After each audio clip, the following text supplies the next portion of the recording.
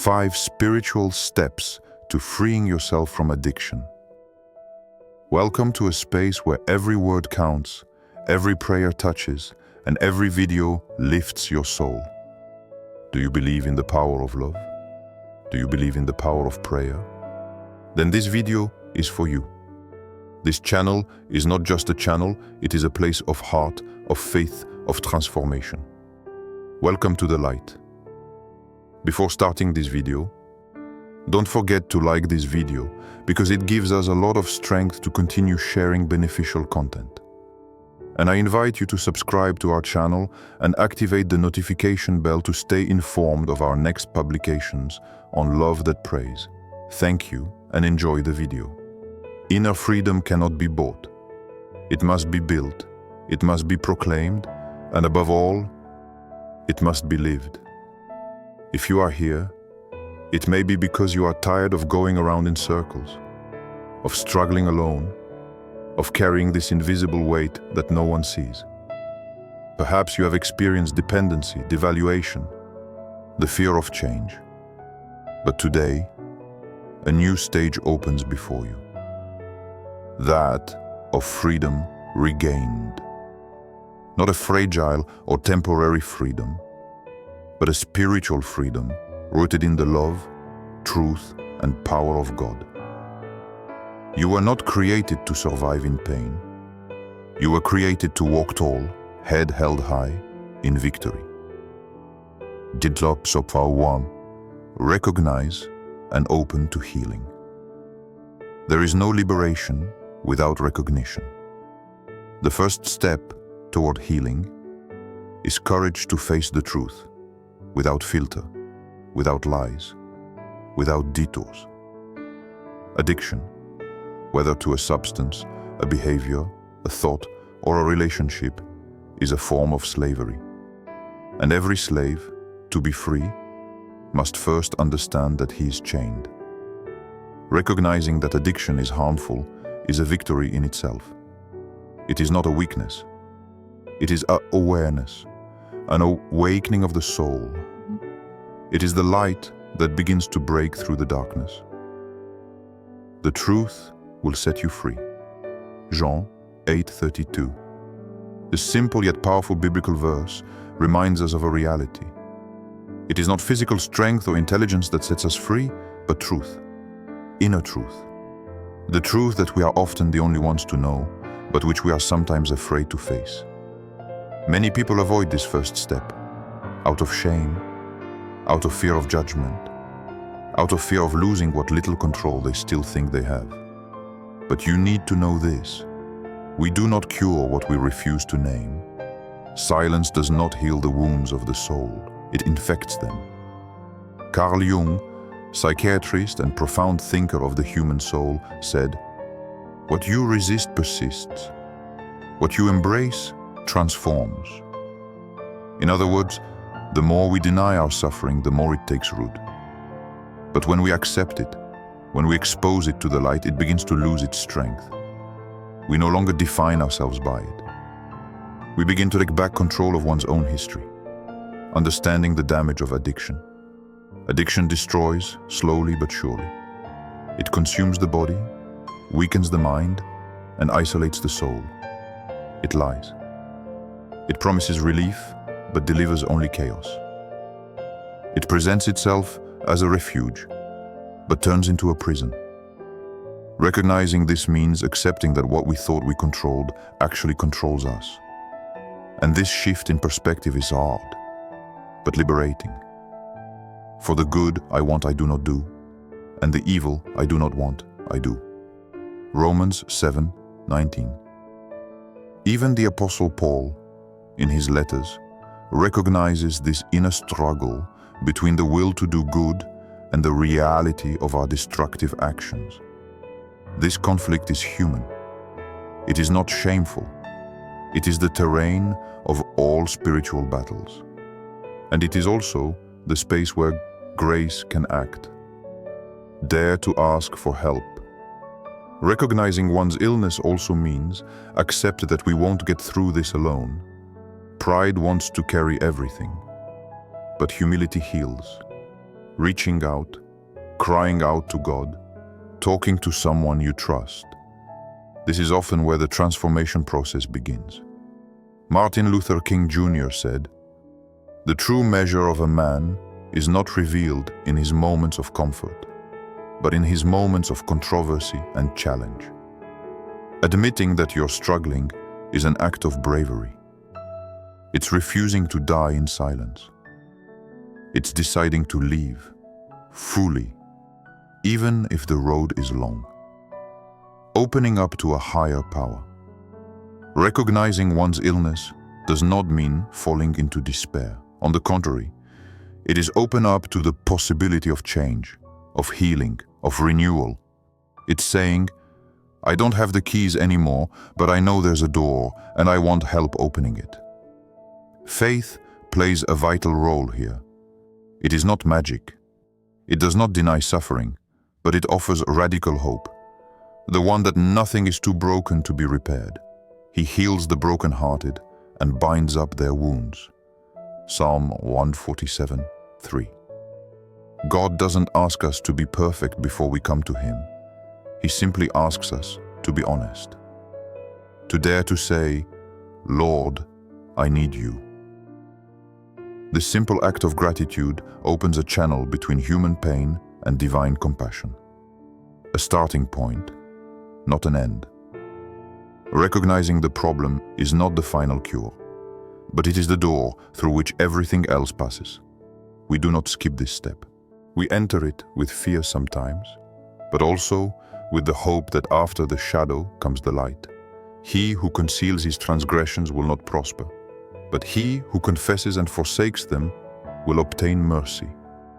Proverbs 28:13.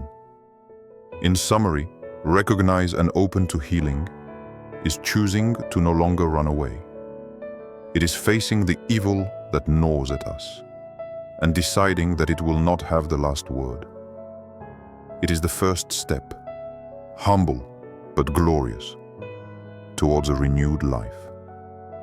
Take the time today to take that first step. Look within yourself, honestly. And remember, truth liberates, humility opens the door, and love heals. 2. Free yourself from the weight of the past. Before we can heal, we must forgive. This sentence, as simple as it is, contains a profound truth. As long as the past holds you back, you cannot walk freely into your future. Forgiveness is often the most difficult step, but it is also the most liberating. And in this process of deliverance, it is not only about forgiving others, it is also, and perhaps above all, about forgive oneself. Many lie trapped in invisible prisons, constructed by their own memories. A hurtful word heard in childhood, a betrayal, a regrettable act, a missed opportunity. These unhealed wounds become internal chains. They fuel addictions, destructive behaviors, and negative thoughts. But here's the truth. We cannot change our past, but we can refuse to give it the power to destroy our present. Forget what has happened, and do not think about the things of old. Behold, I am about to do something new. It is about to happen. Do you not notice it? Isaiah chapter 43, 18, 19. This biblical passage reminds us that God is not fixated on our yesterday. He's preparing something new. He's creating a way out, a renewal. But to enter into this newness, we must put down what we still carry in our hearts. Forgiving does not mean forgetting. Forgiveness is not about denying the injustice or pretending the pain didn't exist. It's about saying, I refuse to let this pain continue to define me. Forgiveness doesn't erase history, but it does. Change the way you wear it. It turns a wound into a scar. And a scar is proof that you survived. Nelson Mandela said, resentment is like drinking poison and hoping the other person will die. As long as you keep this bitterness, this unforgiveness inside you, it is yourself that you are destroying. The person who hurt you may have already moved on, but you remain a prisoner of a past moment. Forgiveness is therefore not a gift for the other. It is an act of liberation for you. Forgiving others, yes, some have hurt you, maybe even deeply. Sometimes they're wounds inflicted by those who were supposed to love or protect you. And you think, I'll never make it. But God invites you to choose another path, the path of grace. Not to excuse, but to break the bond of suffering. Bear with one another, and forgive one another if anyone has a complaint against another. Just as Christ forgave you, so you also must forgive. Colossians 3:13. You cannot control the actions of others, but you can decide to no longer let them have the power to steal your peace. Forgiving yourself. This is often where the deepest knot lies. We can sometimes forgive others, but we hold on to the anger. Why did I do that? Why was I so weak? Why did I waste so much time? But here's what you need to hear. You are not your mistakes. You are more than what you have done, more than what you have experienced. Your identity is not limited to your failures. There is now no condemnation for those who are in Christ Jesus. Romans chapter 8:1. This verse is a declaration of grace. If God does not condemn you, why would you continue to condemn yourself? Self-punishment doesn't heal. It wears you down. What you need is reconciliation with yourself. C.S. Lewis said, I think if God forgives us, we must forgive ourselves. Otherwise, it's like putting a judgment above His. To forgive is to acknowledge that pain existed, but that life goes on. It is to choose peace over resentment. It is accept being human, therefore fallible, but also transformable. Inner liberation. Imagine yourself carrying a backpack filled with stones. Each stone is a painful memory, a guilt, a resentment. You move forward with difficulty. Each step costs you. But with each forgiveness, given or received, you remove a stone. And little by little, you regain your lightness. You straighten up. You breathe again. It's not instantaneous. It's a process. But it's a process that leads to freedom. Come to me, all you who are weary and burdened, and I will give you rest.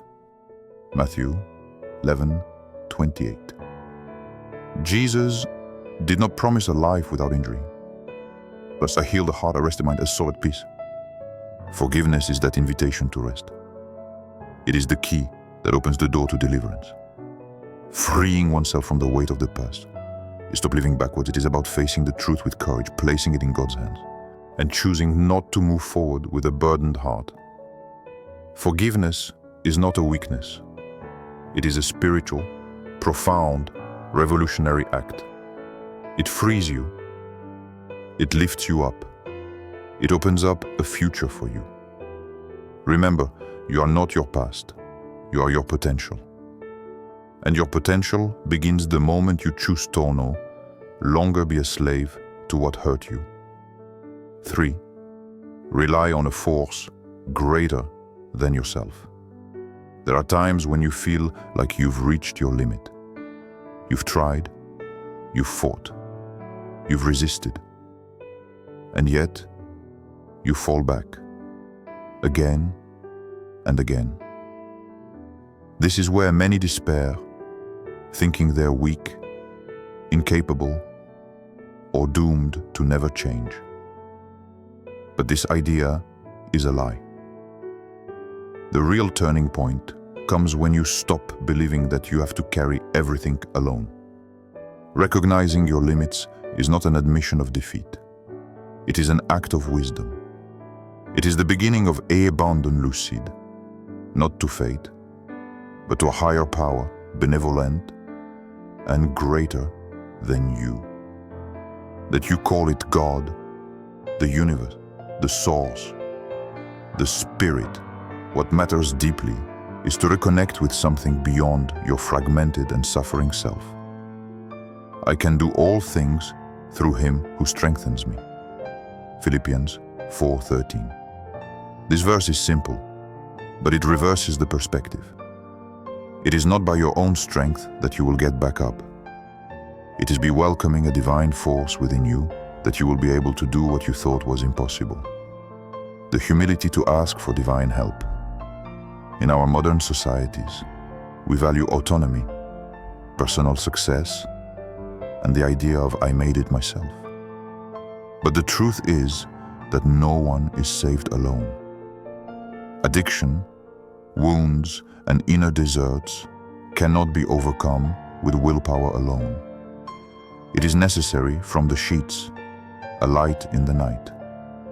This is why so many people who begin a journey of transformation, whether through therapy, withdrawal, or a spiritual journey, end up saying, I wouldn't have made it through if I hadn't relied on God.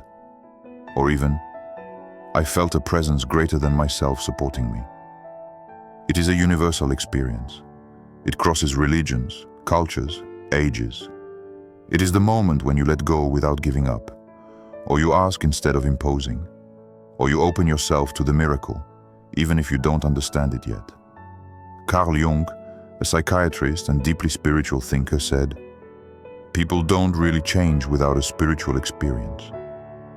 He had seen in his patients that deep healing only came when man accepted that he was not his own God, and that he finally opened his heart to a higher reality. A relationship, not a religion. When we talk about God, some people immediately think of a strict religious structure, dogmas, and obligations.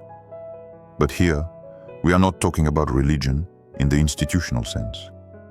It is about relation. The divine force in question. Here, she doesn't demand that you be perfect before you approach her.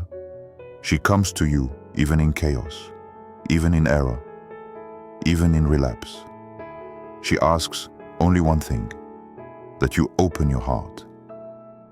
Draw near to God, and he will draw near to you. Jacques 4. This verse is a simple promise. It says you don't have to walk the whole way.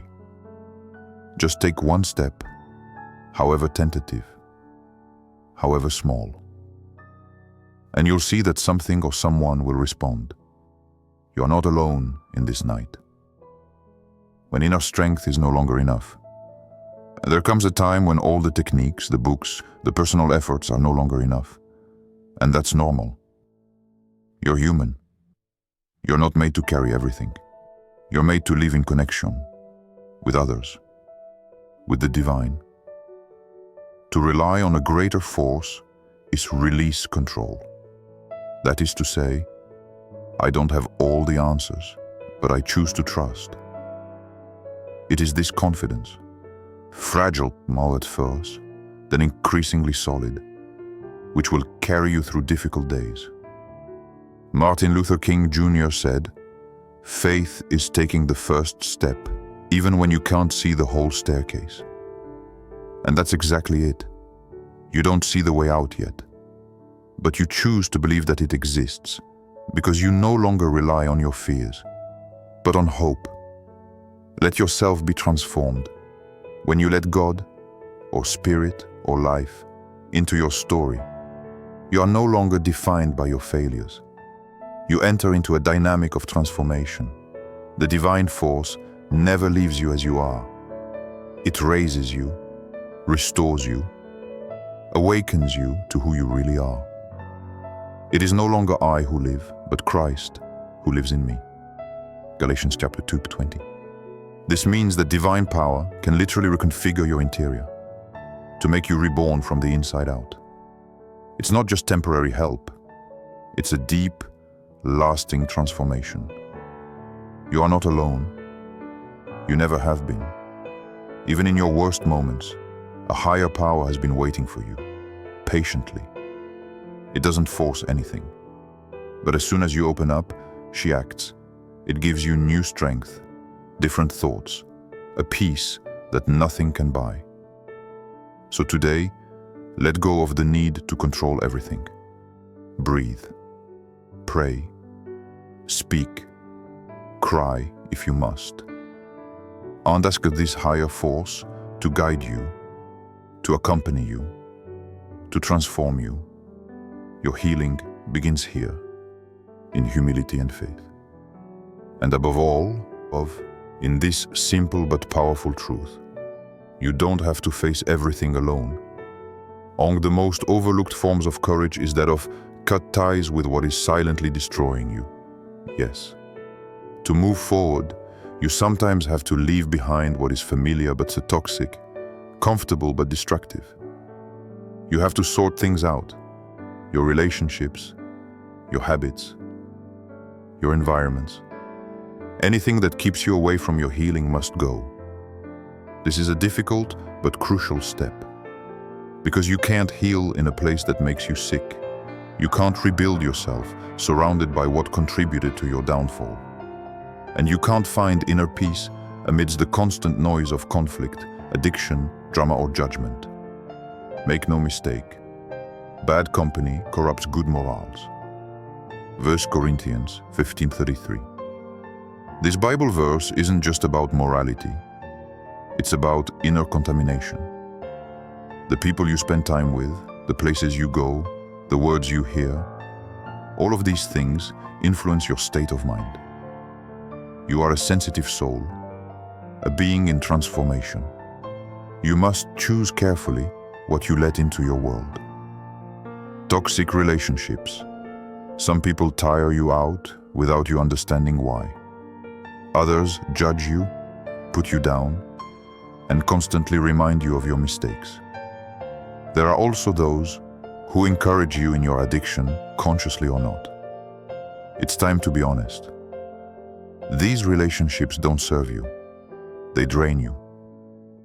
Breaking up doesn't necessarily mean hating. It means become aware of what is harming you and set healthy boundaries. It's not selfishness. It's protection. Carl Jung said, people will do anything, no matter how absurd, to avoid facing their own souls. Sometimes, these toxic relationships prevent you from facing yourself because they fill the void, the noise, the anxiety. But what you're really looking for isn't filler. It's peace, truth, authenticity. He who walks with wise men becomes wise, but he who walks with fools is harmed. Proverbs 13:20. Choose people who lift you up, not those who pull you down. Those who believe in your potential, not those who remind you of your past. Destructive habits. It's not always the big things that ruin us, but the small repetitions, the automatic choices. Opening that app every night to escape loneliness, having one more drink to relax, falling back into that routine that kills the dream. Every habit is a seed. Some bring life, others death. If you want to heal, you'll have to make difficult choices. Say no to what relieves you in the short term, but destroys you in the long term. Say yes to what builds you up, even if it takes time and discipline. Everything is permissible for me, but not everything is useful. Everything is permissible for me, but I will not be enslaved by anything. 1 Corinthians 6:12. This verse is an invitation to lucidity. Just because you can do something doesn't mean you should. True freedom isn't about allowing everything. It's about choose what makes you whole. Toxic environments. The space in which you live, work, relax, and so on plays a vital role. If you're constantly surrounded by tension, noise, judgment, and chaos, it'll be difficult to stay aligned. Your environment shapes you, often without you knowing it. If you want to feel better, find places where your soul can breathe. It could be a quiet spot in nature, a room you set up for prayer, meditation, or writing. Maybe you'll even have to move out of an apartment or neighborhood to start fresh. I brought him out of a horrible place. Out of the miry quagmire, he set my feet upon a rock and established my goings. Psalm 42. This verse speaks of a change of foundation. It is not just a change of physical location, but of change base. To leave what is unstable to build on something solid. Actively choose peace. Every time you say no to what is dragging you down, you say yes to peace. You no longer suffer. You choose. You become the actor in your life again. And that is powerful. Martin Luther King Jr. said, "We must accept temporary disappointments, but never lose infinite hope." Saying no to a toxic friend, a destructive habit, or an unhealthy environment is painful at the time, but it's a seed of hope. What you lose today is small compared to what you gain tomorrow. Breaking away from what's holding you back isn't giving up. It's free yourself to find yourself better. It's choosing life. It's saying out loud, "I deserve peace. I choose healing. I'm no longer a victim of my surroundings or my automatic reactions." And above all, it is a proof of love towards yourself. Remember, not everything deserves your presence. Not everything deserves your energy. Your peace is precious. Protect it. 5. Declare your freedom and march in victory. You have reached the threshold of a new chapter. After acknowledging the hurt, releasing the burden of the past, reaching out to a force greater than yourself, and cutting the ties that were holding you down, there is one essential thing left. Declare your freedom. And not just in your head or in your thoughts, but out loud, in your daily life, in your behavior. Walking in victory is deciding every day that addiction, injuries, and fear no longer have authority over your life. So if the sun sets you free, you will be free indeed. Jean 8:36. You are free. Not in the distant future, not just at the end of a long process. This freedom does not depend on your past, nor even on your current level of perfection. It stems from a change of identity. You are no longer a slave. You are a child of God. You are victorious. The power of the declaration. Words have weight. The Bible says that life and death are in the power of the tongue. Proverbs chapter 18:21. This means that what you declare shapes your inner reality. As long as you continue to see yourself as a failure, an addict, a broken person, you remain locked into these identities. But when you declare in faith, "I'm free. I'm on the road to recovery. I'm stronger than what hurt me," then your mind begins to integrate this truth. That's why affirmation of faith are so powerful. They do not deny the current reality. They prophesy a higher reality. They call invisible things as if they were already theirs. Romans chapter 4:17. Martin Luther King Jr. said, "I went to the top of the mountain and I saw the promised land." You may not have reached your peak yet, but you can already see it with the eyes of faith. And this vision, nourished every day by your declarations, gives you the strength to move forward, walk in authority. Victory is not experienced in passivity. It is lived. In a position of authority, you have been given the strength to say no, the ability to choose, the right to refuse what does not elevate you. You are no longer a victim. You are a conqueror. But in all these things we are more than conquerors through Him who loved us. Romans chapter 8:37. To be more than a conqueror is not simply to survive, it is transform what made you fall into a stepping stone to your elevation. It's about making your past a testimony. It's about helping others heal, just as you have begun to do. A daily walk, victory is not a one-time event. It is a daily journey every day. You choose to walk in that freedom. Some days are easier, others are harder. But every step counts. There may be relapses. But a relapse is not a return to zero. It is not a defeat. It is a call to anchor yourself more deeply in your new identity. Nelson Mandela said, "I never lose. Either I win or I learn." Every difficult moment can teach you, sharpen you, make you stronger. What matters is not always being perfect, but to remain faithful to your commitment to live free. Put on the new self, created according to God in true righteousness and holiness. Ephesians 4:24. You are no longer the old you. You are no longer the version of yourself from yesterday. Every day, you take on a new identity. You walk, not out of obligation, but by revelation of who you really are. Witness, influence, inspire. One of the signs that you are truly walking in victory is that your life becomes a testimony. You don't need to shout from the rooftops what you've experienced. Your peace, your outlook, your way of loving others, all of this will speak for you. Others, still caught in their chains, will see in you a model, a light. And you will say to them, with simplicity, "I too was broken. I too doubted. But I met a force greater than myself. And today, I am free." A new page opens. Victory is not an end point. It is the beginning of a new page, a lighter, more authentic life.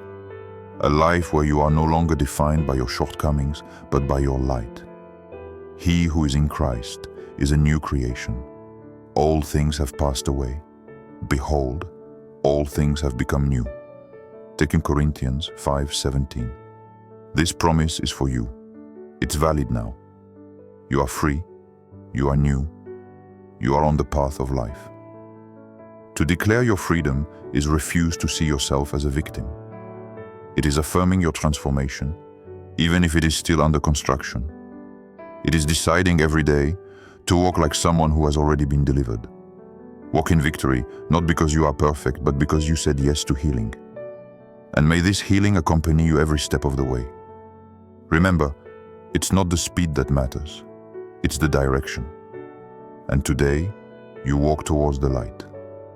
Your deliverance does not depend solely on your will or personal strength. It is already within your reach, because a loving God paid the price for you to be free. Now the choice is yours. Will you continue to live as a prisoner of the past? Or will you begin to walk as a free, healed, raised person? Your voice has power. So do your choices. Your life can become a living testament to victory. It is not an illusion. It is not for others only. This is for you, today, now. Lord my God, I come before you with a humble and open heart. Thank you for your loyalty, even in my darkest moments. Thank you for not abandoning me, even when I abandoned myself. Today, I declare that I am free. Free from my chains, free from my fears, free from my past. I am no longer a slave to my addictions, but I am your child, chosen, raised up, restored. Lord, fill me with your peace, renew my thoughts, and strengthen my steps, so that I may walk in victory every day. Surround me with your light, remove what pulls me down, and open before me a path of peace, strength, and life. I trust you, even when I don't understand everything. For you are faithful, you are good, you are powerful, and with you, I am more than victorious. In the mighty name of Jesus, Amen.